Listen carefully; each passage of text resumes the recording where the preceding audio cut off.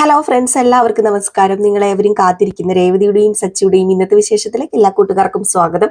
എല്ലാവർക്കും നല്ലൊരു ദിവസം ആശംസിച്ചുകൊണ്ട് തന്നെ നമുക്ക് ഇന്നത്തെ സൂപ്പർ ഹിറ്റ് വിശേഷത്തിലേക്ക് കടന്നാലോ. അതിനുമുമ്പായിട്ട് ആരെങ്കിലും നമ്മുടെ ചാനൽ ആദ്യമായിട്ട് കാണുന്നുണ്ടെങ്കിൽ ഒന്ന് സബ്സ്ക്രൈബ് ചെയ്ത് വെക്കണോ. അതിനോടൊപ്പം തന്നെ മാക്സിമം എല്ലാവരും ഒരു ലൈക്ക് അടിച്ചിട്ട് വീഡിയോ കാണാൻ വേണ്ടി ശ്രദ്ധിക്കണേ. അപ്പൊ നമുക്ക് നേരെ ഇന്നത്തെ വിശേഷത്തിലേക്ക് തന്നെ കടക്കാം. അങ്ങനെ നമ്മുടെ രേവതി സ്വർണം പണയം വെക്കാൻ വേണ്ടി ചെല്ലുകയാണ്. പക്ഷെ അവിടെ ചെന്ന് കഴിഞ്ഞപ്പോഴത്തേക്കും അവിടെ സ്വർണം പണയം വെക്കുന്ന ഫിനാൻസ് പൂട്ടിയിട്ടേക്കുക. അപ്പൊ നമ്മുടെ രേവതി മനസ്സിൽ വിചാരിക്കും, ഇനിയിപ്പോ എന്താ ചെയ്യുന്നത്, സ്വർണം പണയം വെച്ചിട്ട് പൈസ കൊടുക്കാൻ ഓർത്ത് വന്നതാണല്ലോ, കട പൂട്ടിയിട്ടേക്കുക, വേറെ കടയാണെങ്കിൽ എനിക്ക് പരിചയം ഇല്ല എന്നൊക്കെ പറഞ്ഞുകൊണ്ടിരുന്നപ്പോഴാണ് പെട്ടെന്ന് ഒരു ചേച്ചി വന്നിട്ട്, അതേ രേവതി, സുഖം തന്നെയല്ലേ? രേവതിനെ കണ്ടിട്ട് ഒത്തിരി നാളായല്ലോ, കല്യാണം പോയി കഴിഞ്ഞതിൽ പിന്നെ വരാറില്ലേ? അത് പിന്നെ ഇടയ്ക്കിടയ്ക്ക് വരാറുണ്ട് ചേച്ചി. ഇപ്പൊ ഞാൻ വീട്ടിൽ നിന്ന് മാല കെട്ടി കൊടുത്തു വിടാറാ പതിവ്. അല്ല, ഭർത്താവിന്റെ വീട്ടിലെങ്ങനെയാ, സുഖം തന്നെയാണോ? ആ, സുഖം തന്നെ ചേച്ചി. അല്ല, നീ എന്താ ഇവിടെ നിൽക്കുന്നത്? അത് പിന്നെ ഞാൻ ഈ ഫൈനാൻസ് വരെ ഒന്ന് വന്നതാ. അല്ല, ഇതെന്താ ഇത് തുറക്കാത്തത്? അയ്യോ, ഒരാഴ്ചത്തേക്ക് തുറക്കില്ല, സാറിന്റെ നാട്ടിൽ പോയിരിക്കുക, അദ്ദേഹത്തിന്റെ അനിയന്റെ കല്യാണോ, അതുകൊണ്ട് ഒരാഴ്ച കഴിഞ്ഞേ തുറക്കത്തുള്ളൂ. എന്താ രേവതി, സ്വർണം വല്ലോ പണയം എടുക്കാൻ വന്നാണോ? അല്ല, പണയം വെക്കാൻ വേണ്ടി വന്നതാ. നല്ല കാശുള്ള കുടുംബത്തിലേക്കാണല്ലോ നിന്നെ കല്യാണം കഴിച്ചു കൊണ്ടുപോയെന്നൊക്കെയാണല്ലോ പറഞ്ഞു കേട്ടത്. പിന്നെന്താ? അത് പിന്നെ ഒരു അത്യാവശ്യം ഉള്ളത് കൊണ്ടാ. ഈ ഈ ഒരു സിറ്റിയില് വേറെ പണയ സ്ഥാപനങ്ങളൊന്നും ഇല്ല. ഒരു കാര്യം ചെയ്യുക, ബാങ്കിലേക്ക് പൊക്കോ, ബാങ്കിലാണെങ്കിൽ പണയം വെക്കാമല്ലോ. അതുകൊണ്ട് അങ്ങോട്ടേക്ക് പോകുന്നതായിരിക്കും നല്ലത് എന്ന് പറഞ്ഞപ്പം, ശരി ചേച്ചി, ഞാൻ എന്നാ പിന്നെ അങ്ങോട്ടേക്ക് പോകാന്ന് പറഞ്ഞപ്പോ, എങ്കിൽ പിന്നെ രേവതി ഞാൻ പോകുക എന്ന് പറഞ്ഞുകൊണ്ട് ആ പുള്ളിക്കാരി അങ്ങ് പോയിട്ടോ. അത് കഴിഞ്ഞപ്പോഴത്തേക്ക് നമ്മുടെ രേവതി ഫോൺ എടുത്ത് നേരെ ശരത്തിനെ വിളിക്കുകയാണ്. വേറെ ആരെയും വിളിക്കാൻ പറ്റില്ലല്ലോ. അങ്ങനെ ശരത്തിനെ വിളിക്കുന്നു. ശരത്താണെങ്കിൽ ബൈക്കിൽ ഇങ്ങനെ എങ്ങോട്ടോ പൊക്കോണ്ടിരിക്കുകയായിരുന്നു. അങ്ങനെ ബൈക്ക് നിർത്തിയിട്ട് ശരത്ത് നോക്കിയപ്പോഴത്തേക്ക് രേവതി, ഇതെന്ത് പറ്റി ചേച്ചി ഈ സമയത്ത് വിളിക്കുന്നത്? ഏതായാലും എടുത്തേക്കാന്ന് പറഞ്ഞുകൊണ്ട് നമ്മുടെ ശരത്ത് ഫോൺ എടുക്കുകയാണ് കേട്ടോ. ഫോൺ എടുത്തിട്ട്, എന്താ ചേച്ചി ഇപ്പം വിളിച്ചത്? എന്തെങ്കിലും പ്രശ്നമുണ്ടോ? എന്താ പറ്റിയത്? പറയ് ചേച്ചി. അത് പിന്നെ നീ എവിടെയാ ഉള്ളത്? ഞാൻ ടൗണിലേക്കാ പോകുന്ന വഴിയാ. എടാ, നമ്മൾ മുമ്പൊക്കെ സ്വർണം പണയം വെക്കാറുള്ള സ്ഥാപനമില്ലേ, ഞാൻ അതിന്റെ മുമ്പിൽ നിൽക്കുക, നീ പെട്ടെന്നൊന്ന് ഇവിടെ വരെ വന്നേ. എന്താ ചേച്ചി, എന്തെങ്കിലും പ്രശ്നമുണ്ടോ? പ്രശ്നമൊന്നുമില്ല, നീ ഇവിടെ വരെ ഒന്ന് വാ, ഞാൻ വന്നു കഴിയുമ്പോ പറയാം. എങ്കിൽ പിന്നെ ശരി ചേച്ചി, ഞാൻ ഇപ്പൊ വരാം, ഫോൺ കട്ട് ചെയ്തോ എന്ന് പറഞ്ഞുകൊണ്ട് നമ്മുടെ ശരത്തും രേവതി ഫോൺ കട്ട് ചെയ്തു. ഏതായാലും ശരത്ത് ആ ഒരു സ്പോട്ടിൽ തന്നെ നേരെ നമ്മുടെ രേവതിയുടെ അടുത്തേക്ക് ചെല്ലാണ്. പെട്ടെന്ന് നമ്മുടെ രേവതി നോക്കിയപ്പോഴത്തേക്കും ശരത്ത് ബൈക്കിലാ വന്നത്. ബൈക്ക് കണ്ടതും, ഇതെന്താ നീ ബൈക്കിൽ വന്നത്? ഇത് ആരുടെ ബൈക്കാ? അത് പിന്നെ എന്റെ കൂട്ടുകാരന്റെയാ. ഏത് കൂട്ടുകാരൻ? അത് പിന്നെ ചേച്ചിക്ക് അറിയില്ല. ചേച്ചി എന്തിനാ ഇങ്ങോട്ടേക്ക് വരാൻ പറഞ്ഞത്? എന്താ, പെട്ടെന്ന് പറ. എന്താണ് നിന്റെ സംസാരത്തിനൊക്കെ ഒരു മാറ്റം? എന്താണ് നിനക്ക് പറ്റിയത്? അയ്യോ, നീ ആകെ മാറിപ്പോയില്ലോടാ. അത് പിന്നെ എന്റെ പൊന്നി ചേച്ചി, പ്രശ്നമൊന്നുമില്ല, ചേച്ചി കാര്യം പറ. അത് പിന്നെ വേറെ ഒന്നും അല്ലടാ ഞാൻ ചോദിച്ചത്, എനിക്ക് പേടിയാ. ഒന്നാമതേ അറിയാലോ ബൈക്കിലുണ്ടായ ഒരു പ്രശ്നം. നീ ഒരു ബൈക്ക് മോഷ്ടിച്ചു എന്ന് പറഞ്ഞ് എന്തൊക്കെ പ്രശ്നം ഉണ്ടായി. അല്ല പിന്നെ എന്റെ പൊന്നി ചേച്ചി എന്നാത്തിന് എന്നെ വിളിച്ചു വരുത്തിയത്? അത് പിന്നെ മോനെ, നിന്റെ അറിവില് സ്വർണം പണയം വെക്കുന്ന എന്തെങ്കിലും ഒരു സ്ഥാപനം ഉണ്ടോ? അയ്യോ ഇല്ലേ ചേച്ചി. അല്ല, എന്തിനാ ചേച്ചി ഇപ്പം? അത് പിന്നെ ഇത് കൊണ്ട് പണയം വെച്ചിട്ട് എനിക്കൊരു 10,000 രൂപ വേണമായിരുന്നു. എന്തിനാ ചേച്ചി വള പണയം വെക്കുന്നത്? എന്താ സച്ചേട്ടന്റെ അമ്മ പൈസ ആവശ്യപ്പെട്ട് ബഹളം ഉണ്ടാക്കിയോ? ബഹളം ഉണ്ടാക്കിയിട്ടൊന്നുമില്ല. നീ ഒരു കാര്യം ചെയ്യാം, പെട്ടെന്ന് പോയി കാശ് മേടിച്ചിട്ട് വാ. അല്ല പിന്നെ എന്തിനാ 10,000 രൂപ? എന്താ ആവശ്യം? അത് പിന്നെ വീട്ടു ചെലവിന്റെ ആവശ്യത്തിന്. സച്ചേട്ടനോട് ചോദിച്ചിട്ടുണ്ട്, വീട്ടു ചെലവിന് പൈസ തരില്ലേ, പിന്നെ എന്തിനാ വള പണയം വെക്കുന്നത്? സച്ചേട്ടൻ സ്ഥലത്തിലിടാ, ദൂരെ ഒരു ഓട്ടം പോയിരിക്കുക, അതുകൊണ്ടാ, അത്യാവശ്യമാ, ഇതൊന്ന് കൊണ്ട് പണയം വെച്ചിട്ട് നീ 10,000 രൂപ മേടിച്ചോണ്ട് വാ. ഈ വള ചേച്ചിയുടെ കയ്യിൽ തന്നെ ഇരിക്കട്ടെ, പണയം വെക്കൊന്നും വേണ്ട, ഞാൻ കാശ് തരാം. കാശോ? നിന്റെ കയ്യിൽ എവിടുന്ന പൈസ? അത് പിന്നെ ഞാനിപ്പോ ഒരു പാർട്ട് ടൈം ജോലി ചെയ്യുന്നുണ്ട്, അവിടെ നിന്ന് ഞാൻ അഡ്വാൻസ് മേടിച്ചു തരാം. അതൊന്നും വേണ്ട ചേർത്തെ, പഠിക്കേണ്ട സമയത്ത് പഠിക്കുക, അത് മതി. നന്നായിട്ട് പഠിച്ചു പാസ്സായാലും നല്ലൊരു ജോലി കിട്ടും. തൽക്കാലം നീ വേറൊരു ജോലിക്ക് പോകണ്ട, പാർട്ട് ടൈം ആണെന്നും പറഞ്ഞു ഒരു ജോലിക്കും പോകാൻ പാടില്ല.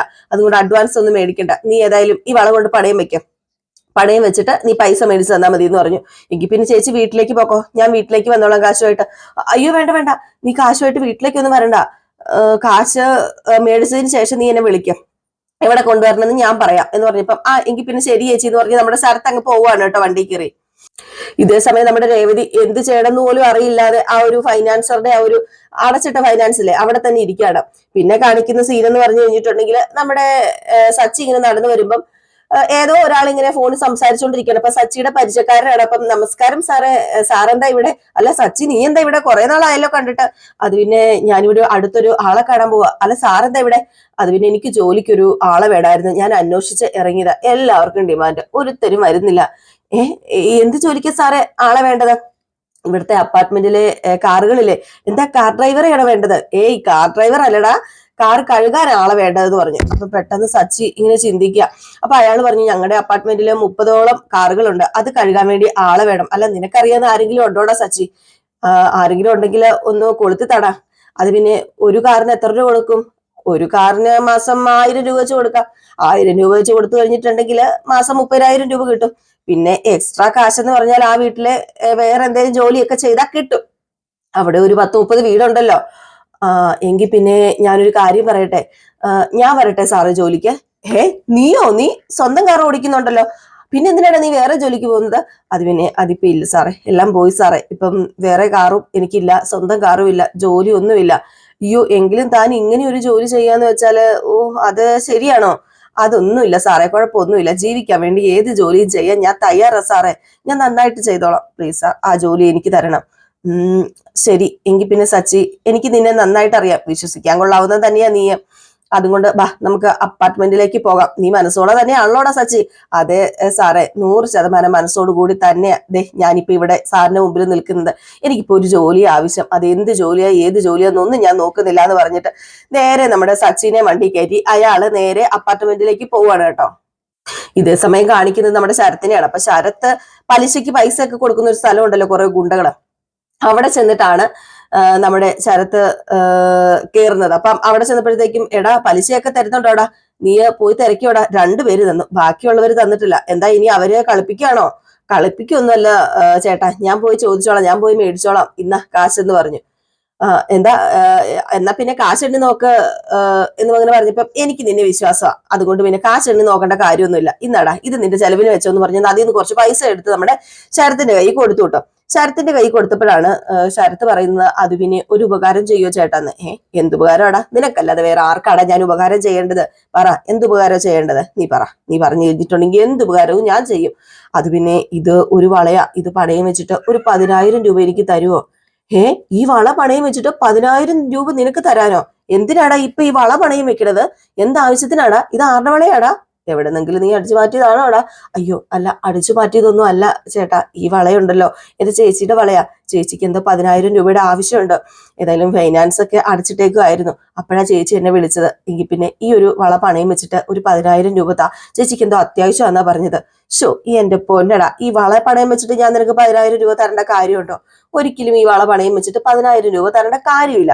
നീ എന്റെ കൂട്ടുകാരനല്ലേടാ, നീ എന്റെ ചങ്കല്ലേടാ, നീ ഇത്ര ഉപകാരം എനിക്ക് ചെയ്തു തരുമ്പോ പിന്നെ ഞാൻ നിനക്ക് എന്തിനാടാ വള പണയം വെച്ചിട്ട് പൈസ തരേണ്ടത്? അതുകൊണ്ട് ഒരു കാര്യം ചെയ്യാ, 10,000 രൂപയുണ്ട്, നീ നിന്റെ ചേച്ചിക്ക് കൊണ്ട് കൊടുക്ക. അയ്യോ അത് പിന്നെ ഈ വള പണയം വെച്ചിട്ട് തന്നാ മതിയെന്നേ. വേണ്ടെന്ന് ഞാൻ പറഞ്ഞു. എടാ, നമ്മൾ തമ്മിലുള്ള ബന്ധം അത് നിനക്കറിയാലോ. എങ്കിൽ പിന്നെ ചേട്ടാ ഒരുപാട് താങ്ക്സ് ഉണ്ട് കേട്ടോ. താങ്ക്സ് ഒന്നും വേണ്ട, നമുക്കിടയിൽ ഒരു താങ്ക്സ് വേണ്ട. നീ നിന്റെ ചേച്ചിയുടെ കാര്യം ഇപ്പൊ പോയി നടത്തിയിട്ട് വാ എന്ന് പറഞ്ഞിട്ട് ആ പൈസ കൊടുത്തു വിടുകയാണ്. ശരത്തിനും വലിയൊരു ആശ്വാസമായി. ശരത്തിന് വള പണയം വെക്കേണ്ടി വന്നില്ല, പൈസ നിഷ്പ്രയാസം കിട്ടി. പക്ഷെ ആ വളയത്തിൽ കിടന്ന് ചുറ്റിക്കളയും നമ്മുടെ ശരത്തിന് അത്രയ്ക്ക് നല്ല കാര്യമല്ല, നല്ല കൂട്ടുമല്ല. അവർ ഈ പലിശയ്ക്ക് അങ്ങാണ്ടൊക്കെ പൈസ കൊടുക്കുന്നതാണ്. ഈ പൈസ എന്ന് പറയുന്നത് വല്ലവരുടെയും കയ്യിൽ നിന്ന് തട്ടിപ്പറിച്ചോടൊക്കെ വരുന്ന പൈസയൊക്കെയാണ്. ഏതായാലും ഈ ഒരു ഭാഗം കാണിച്ചു കഴിഞ്ഞ് പിന്നെ കാണിക്കുന്നതെന്ന് പറഞ്ഞാല് നമ്മുടെ സച്ചിനെ ആ ഒരു ഫ്ലാറ്റിലേക്ക് കൊണ്ടു ചെല്ലുകയാണ് കേട്ടോ. എന്താ പറയാ, കൂടെ ഉള്ള ഒരാള്. അങ്ങനെ എന്നിട്ട് അയാൾ പറഞ്ഞു, നമുക്ക് അസോസിയേഷൻ സെക്രട്ടറിനെ പോയി കാണാന്ന് പറഞ്ഞു. അപ്പൊ അവിടെ കുറെ പേര് ഇങ്ങനെ നിന്ന് സംസാരിക്കുന്നുണ്ട്. അപ്പോഴത്തേക്കാണെങ്കിൽ നമ്മുടെ സച്ചി അങ്ങോട്ട് ചെല്ലുകയാണ്. സച്ചിയുടെ കൂടെ ഒരു ചേട്ടൻ ആ ഒരു ചേട്ടൻ ഇവരെ കണ്ട ഉടനെ തന്നെ, നമസ്കാരം സാറേ, അവസാന ജോലിക്ക് ഇയാളെയാ കിട്ടിയേക്കുന്നത്, ഇതാണ് സച്ചി. എനിക്കറിയാവുന്ന ആളാ, വിശ്വസിക്കാൻ പറ്റുന്ന ആളാ. അല്ല സ്ഥിരമായിട്ട് നിൽക്കുവാടോ? ഇതിനു മുമ്പ് വന്നവരെ പോലെ അഡ്വാൻസ് കാശും മേടിച്ച് 2 ദിവസത്തിനകം മുങ്ങുവോ? അയ്യോ ഇല്ല സാറേ, എന്നെ സാറിന് വിശ്വസിക്കാം, ഞാൻ സ്ഥിരമായിട്ട് നിൽക്കും, ഞാൻ ആത്മാർത്ഥമായിട്ട് ജോലി ചെയ്യും, പാതി വഴിക്ക് ഇട്ടിട്ടൊന്നും പോവില്ല. എങ്കിൽ പിന്നെ ശരി, നാളെ മുതൽ ജോലിക്ക് കയറിക്കോ. പിന്നെ ഒരു കാര്യം, നിങ്ങൾക്കായിരുന്നല്ലോ പരാതി കാറ് കഴുകാൻ ആളെ കിട്ടുന്നില്ലെന്ന്. ഇയാള് കാറ് കഴുകാൻ വന്ന ആളാ. നിങ്ങളൊരു കാര്യം ചെയ്യുക, നിങ്ങളുടെ കാറ് തന്നെ ഫസ്റ്റ് കഴിയിപ്പിക്കുക. ഏതായാലും ഇന്ന് തന്നെ എന്നാ പിന്നെ ജോലിക്ക് കയറിക്കോ, നാളെ ആക്കണ്ട. എന്റെ കാറ് കഴുകിയിട്ട് ഒരാഴ്ചയായി, അത് കഴുകിക്കൊണ്ട് തന്നെ ആകട്ടെ തുടക്കം. എങ്കിൽ പിന്നെ തന്റെ പേരെന്തായിരുന്നു? എന്റെ പേര് സച്ചിന്ന. സച്ചി, എങ്കിൽ പിന്നെ വാ, ഇന്ന് എന്റെ കാറ് തന്നെ തുടങ്ങാം എന്ന് പറഞ്ഞ് അയാള് കൂട്ടിക്കൊണ്ട് പോവുകയാണ് കേട്ടോ. നമ്മുടെ സച്ചി ചെന്നു, ആ വണ്ടി കണ്ടു. നല്ല ലക്ഷറി വണ്ടികളൊക്കെയാണ് കേട്ടോ. ഏതായാലും സച്ചിക്ക് വണ്ടി ഓടിച്ച് നല്ല എക്സ്പീരിയൻസ് ഉള്ളത് കൊണ്ട് തന്നെ കാറ് കഴുകി വലിയ എക്സ്പീരിയൻസ് ഒന്നുമില്ല. ഏതായാലും അയാള് പറഞ്ഞു, ഇതാ എന്റെ കാറ്, നല്ല വൃത്തിയായിട്ട് കഴുകണം, പോറാനൊന്നും പാടില്ല കേട്ടോ. നല്ല ലക്ഷറി കാറാന്നറിയാലോ. ബക്കറ്റും വെള്ളമൊക്കെ ദേ അവിടെയുണ്ട്, അവിടെ നിന്ന് എടുത്തോണ്ട് വന്ന് ഈ വണ്ടി കഴുകണമെന്ന് പറഞ്ഞു. എന്നിട്ട് അയാൾ അങ്ങ് പോയി. നമ്മുടെ സച്ചിയാണ് ഈ വണ്ടി തന്നെ ഇങ്ങനെ നോക്കി നിൽക്കുകയാണ് കേട്ടോ. കാരണം ഒത്തിരി വിഷമം നമ്മുടെ സച്ചിക്ക് തോന്നുക.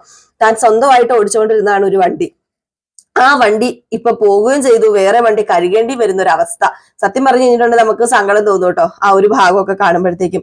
ഏതായാലും സച്ചി സങ്കടം ഒന്നും വിചാരിച്ചു നിന്നിട്ട് കാര്യമില്ല. തന്റെ കുടുംബം പോറ്റണമെങ്കിൽ സച്ചി പണിയാതെ പറ്റില്ല എന്ന് സച്ചിക്കറിയാം. സച്ചി നേരെ പോയി ടാപ്പ് തുറന്നു, വെള്ളം എടുത്തോണ്ട് വന്നു.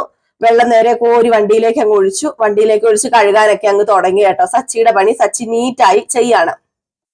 ഈ കാർ കഴുകിക്കൊണ്ടിരുന്നപ്പോഴാണ് വേറൊരു സാറ് വന്നത്. അപ്പൊ വേറൊരു സാറിന്റെ വണ്ടി കഴുകാണ് കേട്ടോ. അപ്പോഴത്തേക്കും ആ സാറ് പറഞ്ഞു, അതെ ഈ കാർ ഇവിടെ ഇട്ട് കഴുകണ്ട, ഞാൻ മാറ്റിയിട്ട് തരാന്ന് പറഞ്ഞപ്പം സച്ചി പറഞ്ഞു, കീ തന്നാ ഞാൻ മാറ്റിയിട്ടോ, ഞാൻ ഡ്രൈവറാ സാർ. അയ്യോ വേണ്ട വേണ്ട, വില കൂടിയ കാറാ, എന്തെങ്കിലും സ്ക്രാച്ച് ഒക്കെ വീണ് കഴിഞ്ഞിട്ടുണ്ടെ എന്ത് ചെയ്യും? തനിക്ക് ഡ്രൈവർ ആണോ, തനിക്ക് വണ്ടി ഓടിക്കാൻ അറിയാമെന്നൊന്നും എനിക്കറിയില്ലല്ലോ. ഒരു നല്ല ഡ്രൈവർക്ക് ഏതായാലും കാറ് കഴുകേണ്ടി വരുന്ന ഒരു അവസ്ഥ വരില്ലല്ലോടോ. അതുകൊണ്ട് ഞാൻ തന്നെ എന്റെ വണ്ടി എടുത്ത് മാറ്റിയിട്ടോളാം, ലക്ഷറി കാറാണേ എന്ന് പറഞ്ഞിട്ട് അയാൾ തന്നെ വണ്ടി എടുത്ത് മാറ്റിയിടുവാണ് കേട്ടോ. സച്ചിക്ക് ഇതും കൂടെ കേട്ടപ്പോഴത്തേക്ക് സത്യം പറഞ്ഞു കഴിഞ്ഞിട്ട് അവിടെ ഭയങ്കര വിഷമമായി പോയിട്ടോ. സച്ചി അവിടെ നിൽക്കുക എന്നുള്ളതല്ലാതെ എല്ലാം അനുസരിക്കുക എന്നുള്ളതല്ലാതെ സച്ചിയുടെ മുമ്പിൽ ഇപ്പൊ വേറൊരു മാർഗം ഇല്ലാത്തത് കൊണ്ട് തന്നെ സച്ചി ആ കാറ് കഴുകിക്കൊണ്ടിരിക്കുകയാണ്. അങ്ങനെ അവിടെ ഒരു സെക്യൂരിറ്റി ഉണ്ട്. ആ സെക്യൂരിറ്റി നോക്കി കഴിഞ്ഞപ്പോഴത്തേക്ക് നമ്മുടെ സച്ചിന് നല്ല പരിചയം. സെക്യൂരിറ്റി നോക്കിയപ്പോ എന്തേ സച്ചിയാണല്ലോ ഈ വണ്ടി കഴുകുന്നത്, ഇത് രേവതിയുടെ ഭർത്താവല്ലേ, ഇവന് ഡ്രൈവർ അല്ലേ, ഇവൻ എന്തിനാ ഇവിടെ വന്നിട്ട് ഈ വണ്ടി കഴുകുന്നത്? എന്തോ ഉണ്ടല്ലോ ഇതിന്റെ പിന്നില്. ഇവൻ നല്ലൊരു ഡ്രൈവറാണ്, അത്യാവശ്യം സാമ്പത്തികമുള്ള വീട്ടിലെ പയ്യനുമാണ്, പിന്നെ ഇവന് ഈ വണ്ടി കഴുകേണ്ട കാര്യമുണ്ടോ? ഓരോരുത്തരുടെ ഒരു ഗതികേടെ എന്തെങ്കിലും കാണും എന്നൊക്കെ പറഞ്ഞിട്ട് ആ സെക്യൂരിറ്റി അവിടെ നിൽക്കുകയാണ് കേട്ടോ. സെക്യൂരിറ്റി നമ്മുടെ സച്ചിന്റെ അടുത്ത് പോകുന്നൊന്നുമില്ല. ഈ സമയത്താണ് നമ്മുടെ രേവതിനെ കാണിക്കുന്നത്. രേവതി ആ ഒരു ഫൈനാൻസിൽ അവിടെ ഇരിക്കുകയാണ്, കടയടച്ചിട്ടേക്കാണല്ലോ. അപ്പം ഈ ഒരു 10,000 രൂപ കൊണ്ടുവരുന്നതും കാത്ത് ഇരിക്കുകയാണ്. ഏതായാലും അപ്പൊ തന്നെ നമ്മുടെ ശരത്ത് വന്നു. ശരത്ത് വന്നതും രേവതി പെട്ടെന്ന് ഓടി ഇറങ്ങി ചെന്നിട്ട്, എടാ കാശ് മേടിച്ചോടാ, കാശ് കിട്ടിയോടാ? ആ വാങ്ങിച്ചു ചേച്ചി. എടാ അത്രയും രൂപ കിട്ടിയോ? 10,000 രൂപ കിട്ടിയില്ലോ അല്ലേ? അതൊക്കെ കിട്ടി ചേച്ചി, ഇന്ന പൈസ എന്ന് പറഞ്ഞ് പൈസ കൊടുക്കാണ് കേട്ടോ. എടാ പലിശ എത്രയാടാ? പലിശ ഒന്നും നോക്കണ്ടെന്നേ, വള തിരികെ എടുക്കേണ്ട സമയത്തെ ചേച്ചി എന്നെ വിളിക്കാം, അപ്പൊ ഞാൻ എടുക്കാം. അല്ല റെസിപ്റ്റ് എവിടെ? റെസിപ്റ്റ് കണ്ടില്ലല്ലോ. അത് പിന്നെ എന്റെ കയ്യിലുണ്ട്, ചേച്ചിക്ക് വേണോ? വേണ്ടടാ, എനിക്ക് വേണ്ടടാ, നീ നിന്റെ കയ്യിൽ തന്നെ സൂക്ഷിച്ചു വെച്ചോ. വള തിരികെ എടുക്കാൻ നീ തന്നെയല്ലേ പോകേണ്ടത്. അല്ല ചേച്ചിക്ക് 10,000 രൂപ മതിയോ? എക്സ്ട്രാ കാശ് വല്ലതും വേണോ? എടാ നിന്റെ കയ്യിൽ എവിടെ നിന്നാണ് ഇത്രയും പൈസ? അല്ല വള പണയം വെക്കുമ്പോ മാനേജർ പറഞ്ഞായിരുന്നു കൂടുതൽ പൈസ വേണമെങ്കിൽ തരാന്ന്. കൂടുതൽ കാശൊന്നും വേണ്ട, തൽക്കാലം പ്രശ്നം സോൾവ് ചെയ്യാൻ ഈ 10,000 രൂപ മതി. പ്രശ്നമോ? എന്ത് പ്രശ്നം? എന്താ ചേച്ചി പ്രശ്നം? അതൊക്കെ വിശദമായിട്ട് പിന്നീട് ഞാൻ പറയാം. ഏതായാലും ദേ എന്റെ വള പണയം വെച്ച കാശ് മേടിച്ച കാര്യം അമ്മയോടും ദേവുവിനോടൊന്നും നീ പറയാൻ നിൽക്കണ്ട കേട്ടോ. അങ്ങനെ നിന്ന് കഴിഞ്ഞിട്ടുണ്ടെങ്കിൽ അവർക്ക് ഭയങ്കര വിഷമം ഉണ്ടാക്കും. ഹേയ് ഞാൻ പറയില്ല ചേച്ചി, ഞാൻ പറയുന്നില്ല, ചേച്ചിക്ക് എന്നെ വിശ്വസിക്കാം. എങ്കിൽ പിന്നെ നിനക്ക് കോളേജിൽ പോകണ്ടേ?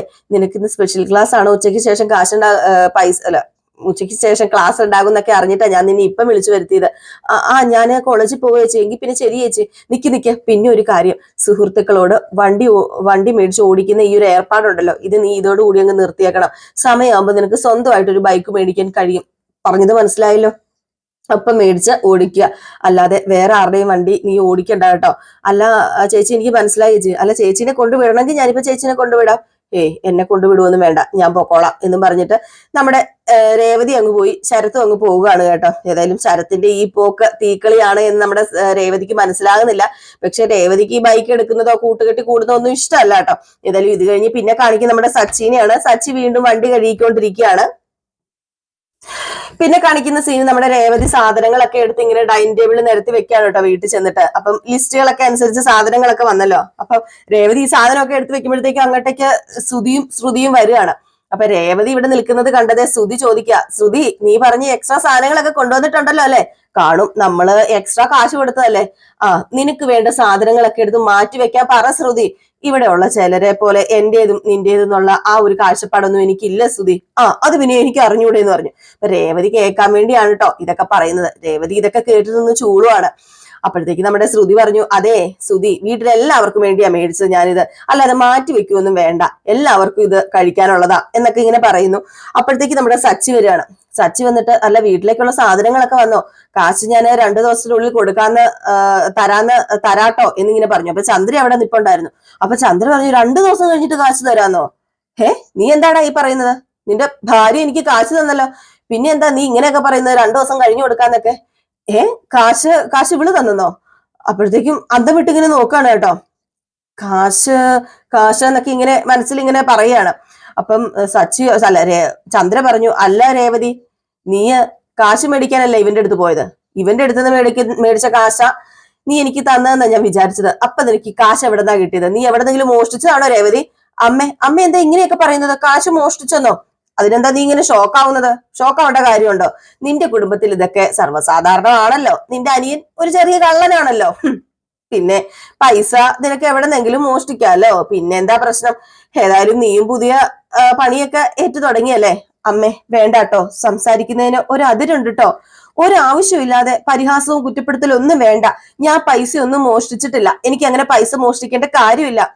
അല്ല, വീട്ടു ചെലവിന് ആന്റിക്ക് കൊടുക്കാൻ വേണ്ടി സച്ചി നിനക്ക് കാശ് തന്നിട്ടില്ലല്ലോ രേവതി. എന്നാൽ വീട്ടു ചെലവിനെന്ന് പറഞ്ഞാൽ നീ ആന്റിക്ക് കാശ് കൊടുക്കുകയും ചെയ്തല്ലോ. ആ കാശ് എവിടുന്ന് കിട്ടിയെന്ന് ചോദിക്കുന്നതിൽ എന്താ രേവതി തെറ്റിരിക്കുന്നതെന്ന് നമ്മുടെ ശ്രുതി ചോദിച്ചു. അപ്പൊ രേവതി പറഞ്ഞു, അങ്ങനെ ചോദിച്ചാൽ തെറ്റില്ല, പക്ഷെ അമ്മ ഇപ്പൊ മോഷ്ടിച്ചോ എന്ന് ചോദിച്ചില്ലേ, അത് തെറ്റല്ലേ? നീ കാശ് കൊടുത്തിരുന്നല്ലോ, എന്നിട്ട് നിന്നോട് എന്താ അങ്ങനെ ചോദിക്കാതിരുന്നത്? അതിന് കാരണം ഉണ്ടേ, അവള് ജോലി ചെയ്യുന്നുണ്ട്. നീയേ ഇവിടെ ഇരുന്ന് വല്ലപ്പോഴും പൂ കെട്ടുന്നതിന് എന്താ അടി കിട്ടുന്നത്? അതെന്താണെന്ന് എനിക്കറിയാം. അതെ അമ്മ, എന്ന് വെച്ച് എനിക്ക് മോഷ്ടിക്കേണ്ട കാര്യമൊന്നുമില്ല. പട്ടിണി കിടക്കേണ്ടി വന്നാലും അങ്ങനെ ഞാൻ ചെയ്യില്ല. അല്ല, ഇവ നിനക്ക് കാശ് തന്നിട്ടില്ല, പിന്നെ നിനക്ക് എവിടെ നടി കാശ് കിട്ടിയത്? 1ഉം 2ഉം അല്ല, 10,000 രൂപയാ നീ എനിക്ക് വീട്ടു ചെലവിനെന്ന് പറഞ്ഞ് തന്നത്. നിനക്ക് എവിടെ നടി കാശ് കിട്ടിയെന്ന് ചോദിച്ചു. സച്ചിയാണ് അന്തം വിട്ട് കുന്തം പോലെ നിൽക്കുകയാണ് കേട്ടോ. നമ്മുടെ സച്ചി രേവതിനെ തന്നെ നോക്കുന്നുണ്ട്. അപ്പൊ വീണ്ടും ചന്ദ്ര ചോദിച്ചു, എവിടെ നിന്ന് കിട്ടിയിടി ഈ കാശ? പറയടി, സത്യം പറയടി എന്ന് പറഞ്ഞു.